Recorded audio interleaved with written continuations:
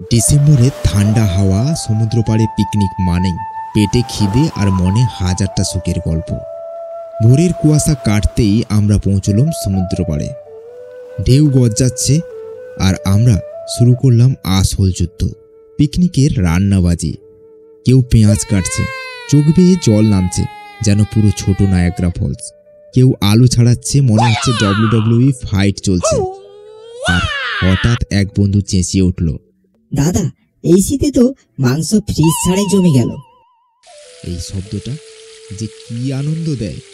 স্ক্রিনের ওই দিক থেকেও ভাজা মাছের গন্ধটা কি আপনি পাচ্ছেন? আর এই ফুটতে থাকা ঝোলটা দেখুন। আপনারাও নিশ্চয়ই মনে মনে ভাবছেন, ইস, এই প্লেটটা যদি এখন আমার হাতেই থাকতো। শীতের হাওয়া আর সমুদ্রের পাশে দাঁড়িয়ে নিজের হাতে রান্না করার এই অনুভূতি, এটা শুধু খাওয়ার আনন্দ নয়, এটা একটা জীবনের স্মৃতি হয়ে থাকে।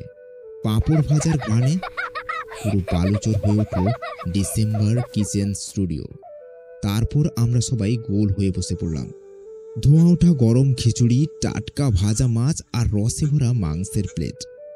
শীতের হাওয়ায় খাবারের গন্ধ এমনভাবে মিশল, মনে হলো এই মুহূর্তটাই আসল জীবন।